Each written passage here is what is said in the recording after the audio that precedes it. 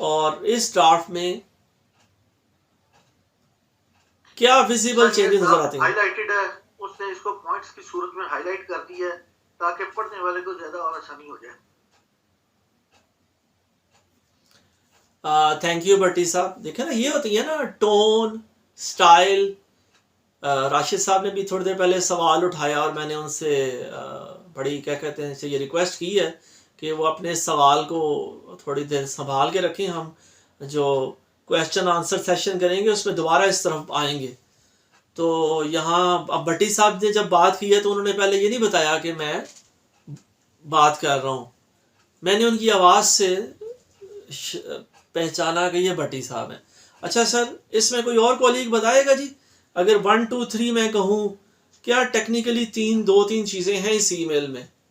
कोई और कॉलीग जिसने प्रेजेंटेशन स्किल्स की, वेबिनार को भी गौर से सुना समझा और आज भी और कल भी हमारे साथ वो मौजूद था और राइटिंग स्किल्स के भी स्लाइड्स को बड़े गौर से देखा है, उसने सुना है।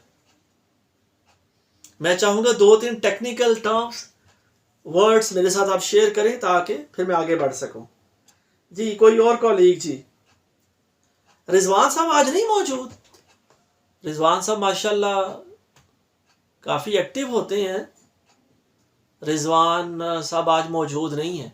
अच्छा चलें, कोई मसरूफियत होगी, नहीं तो अमूमन वो भी सफ़े अव्वल में होते हैं। ले सर, वक्त की वो उसको देखते हुए महदूदियत को और तंगी को, इसमें वाइट स्पेस है जी। बंदे अगर आप पिछले स्लाइड से, पिछले इसके ड्राफ्ट से कंपेयर करें तो हम कह सकते हैं कि इस ईमेल में वाइट स्पेस है।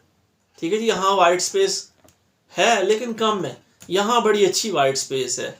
उसके अलावा उसने बुलेट्स भी यूज़ किए हैं और नंबर्ड लिस्ट भी यूज़ की हैं। ठीक है जी, और उसके अलावा क्या फॉर्मेटिंग भी हुई है, सारे फॉर्मेटिंग बेहतर है और छोटे छोटे पैराग्राफ्स हैं। वो जो हमने कहा था ना कि एक सेंटेंस, एक पैराग्राफ, एक सेंटेंस 15 से 20 वर्ड्स का होगा, एक पैराग्राफ में 3 से 4 लाइनें होंगी, इससे ज़्यादा नहीं। तो वो सर तमाम एलिमेंट्स जो हम बात कर चुके हैं वो यहाँ हमारे इस थर्ड ड्राफ्ट में वो सारी चीज़ें, वो सारे एलिमेंट्स कार फरमा है। तो यहाँ मैं सिर्फ इतना ही कहना चाहूँगा तमाम कोलीग से कि सर ये गल्लां सिर्फ सुननियाँ नहीं और इन्जॉय नहीं करना सिर्फ, और इसमें अमल करना है। ये मुझे आपकी राइटिंग में, आपकी प्रेजेंटेशन में ये नज़र भी आनी चाहिए। आगे बढ़ते हैं सर। और दूसरा एलिमेंट ये है कि सर पहला ड्राफ्ट आपका अपने आप जिस तरह मर्जी इतना मर्जी लिखें, दूसरा ड्राफ्ट पहले ड्राफ्ट से बेहतर होना चाहिए और थर्ड ड्राफ्ट, फाइनल ड्राफ्ट आपका बेहतरीन होना चाहिए। आगे बढ़ते हैं साहब इस पे, बल्कि मैं एक और एक एनेक्डोट शेयर करके सेक्शन को मुकम्मल करता हूँ कि मैं रिसेंटली एक इसी तरह ऑनलाइन कोर्स ले रहा था, तो उसमें हेनरी किसिंजर की बात हुई। तो अमेरिका के बड़े मशहूर फॉरेन मिनिस्टर, उनके सेक्रेटरी ऑफ स्टेट गुजरे हैं जी। तो उनका जिक्र था कि उन्होंने अपने स्पीच राइटर को कहा कि तुमने कोई इम्पोर्टेंट इवेंट था, उन्होंने कोई तकरीर लिखी उनके लिए, तो उन्होंने उनको वो तकरीर दी कि सर ये मैंने ड्राफ्ट किया है, आप इसे एक दफ़ा पढ़ लें। उन्होंने अपने ब्रीफ केस में रखा और घर ले गए।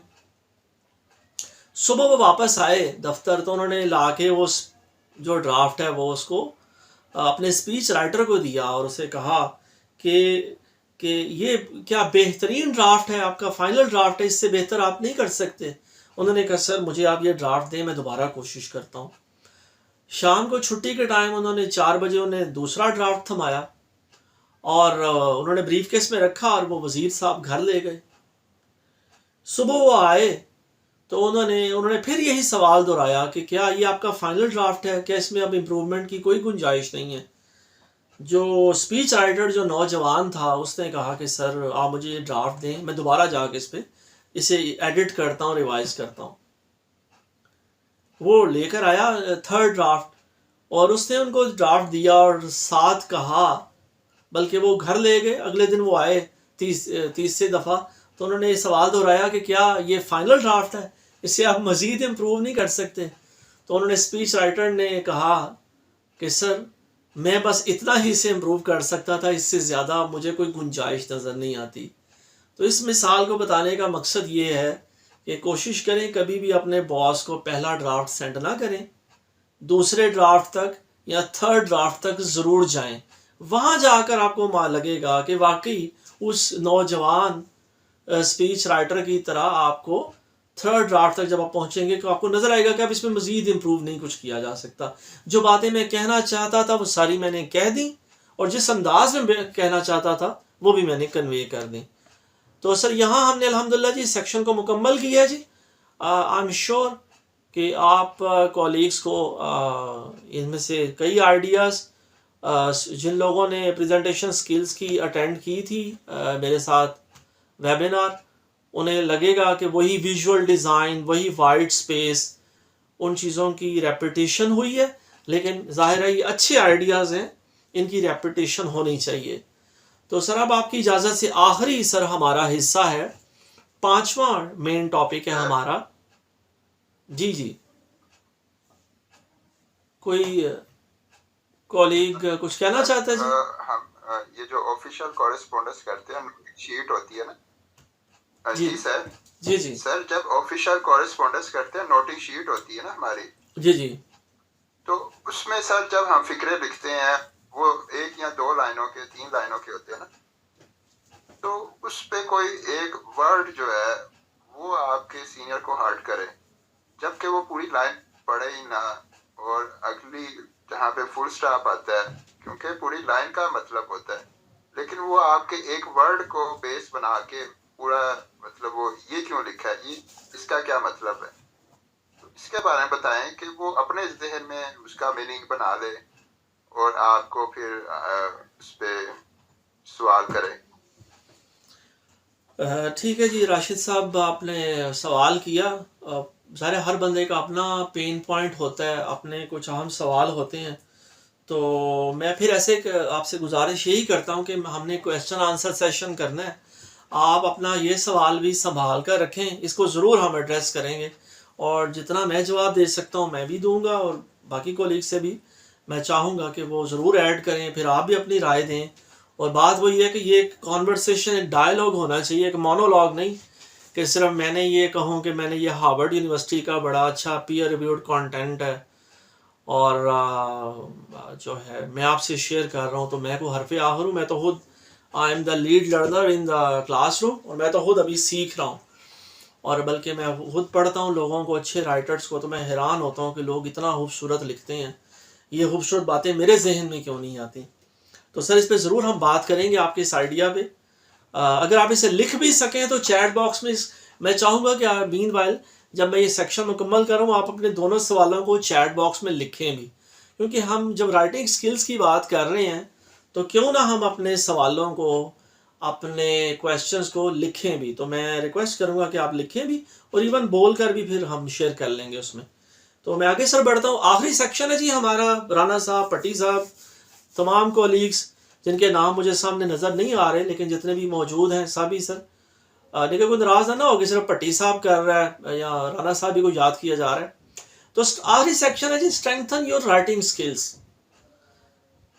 बचपन में हम एक कार्टून देखते थे, अभी भी शायद लगता होगा, आजकल के बच्चे शायद बेन 10 देखते हैं, और कई कैरेक्टर्स हैं।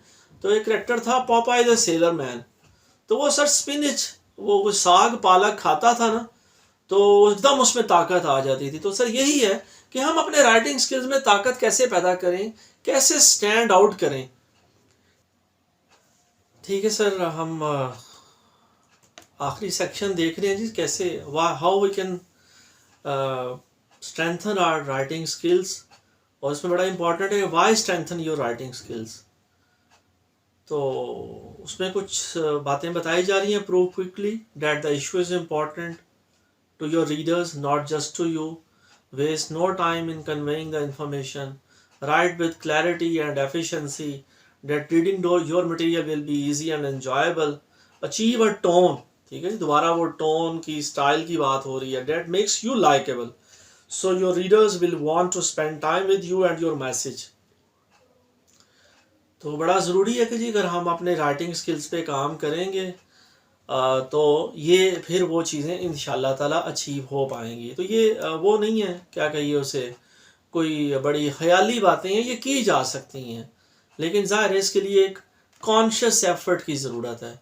ओके जी, कंप्यूटिंग वर्सेस ह्यूमन कैपेबिलिटी बड़ा इंपॉर्टेंट आइडिया जी। और बताया यही जा रहा है कि आज के हम जब कंप्यूटर्स की बात कर रहे हैं कि जो सुपर कंप्यूटर्स हैं वो आज कामयाब हो रहे हैं। कभी हम सुनते थे आज से कई साल पहले टेलीविज़न पे खबर बनती थी कि गैरी कैस्परोव ने सुपर कंप्यूटर को हरा लिया है, जो ग्रैंड मास्टर है उसने हरा लिया। और अब हम सुनते हैं कि कई दफ़ा कंप्यूटर्स भी हरा लेते हैं ग्रैंड मास्टर्स को। लेकिन ये एक स्किल है कि इवन आर्टिफिशियल इंटेलिजेंस का हर तरफ शोर है, गलगला है, लेकिन राइटिंग वो स्किल है कि जो आज भी वैल्यू किया जाता है और आइंदा मेरे ख्याल आने वाले कई सालों में ये रेलेवेंट रहेगा। क्योंकि जो हम इंसान लिख सकते हैं इमोशंस के साथ, और वो ज़ाहिर है जो AI के एल्गोरिदम्स हैं वो इमिटेट तो ज़रूर कर सकते हैं, मिमिक कर सकते हैं, लेकिन ज़ाहिर है वो फीलिंग्स, वो इमोशंस ज़रा कंप्यूटर में नहीं आ सकते। अच्छा सर, आगे बढ़ते हैं जी। और यहाँ बल्कि वो दोबारा शेक्सपियर ने कहा था, brevity is the soul of wit, कि जो लोग विटी होते हैं उनमें यही बात होती है कि वो लंबी लंबी बातें नहीं करते, मुख्तसर सी बात करते हैं जो याद रहती है। ओके जी, नेक्स्ट स्लाइड जी, ग्रामर बेस्ट प्रैक्टिसेस। ये भी मुझे आइडिया पसंद है, स्लाइड पसंद है कि हमें सिर्फ 12 ग्रामर टिप्स बताई जा रही हैं, लंबा चौड़ा नुस्खा नहीं है। 12 ग्रामर टिप्स हैं कि पुराने ज़माने का जिक्र हुआ कि जब हमें हमारे टीचर्स ने बताया, या मैं समझता था कि एंड और बट से फ़िक्रा शुरू नहीं होना चाहिए, लेकिन अब बता रहे हैं एक्सपर्ट्स के वक्त बदल गए, पुलों के नीचे बहुत सा पानी बह गया, तो अब आपको इजाज़त है कि आप एंड या बट से फ़िक्रा का आगाज़ कर सकते हैं। इसी तरह कभी ये मना किया जाता था कि आप प्रेपोजिशन के साथ फ़िक्रे को एंड नहीं करेंगे, लेकिन हम देख रहे हैं that's what the new product will be used for.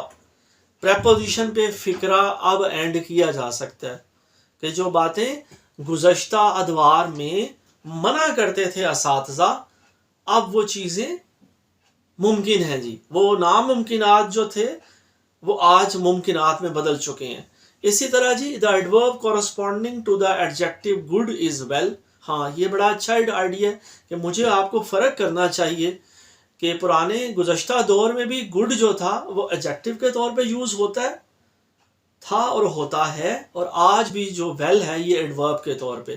तो ये ज़रा इन चीज़ों का, अब मैं कहूँगा जिसे हम कहते हैं ना मशीन के अब शोशे सही कर रहे हैं, हम रिवाइज कर रहे हैं तो हम एडिटिंग कर रहे हैं, हम गलतियाँ निकाल रहे हैं। इसी तरह sentence subject determines the verbs number, कि सब्जेक्ट अगर सिंगुलर है तो वर्ब क्या होगा, सिंगुलर, और अगर सब्जेक्ट प्लूरल है तो वर्ब भी फिर प्लूरल होगा। तो ये सर वो 12 ग्रामर टिप्स हैं जो बताई जा रही हैं। इसी तरह as sentence subjects either and neither take singular verbs, के जो ईदर या आइदर या नाइदर है, इनके साथ हमेशा सिंगुलर वर्ब आना चाहिए। तो ये मुझे आपको हम सबको ध्यान रखना चाहिए।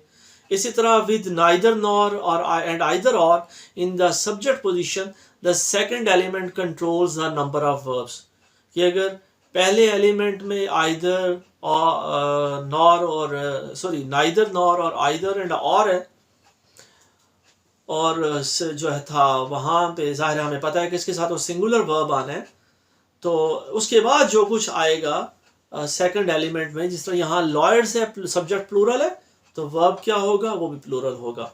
सिमिलरली 7वीं टिप है जी, not all English adverbs end in ly।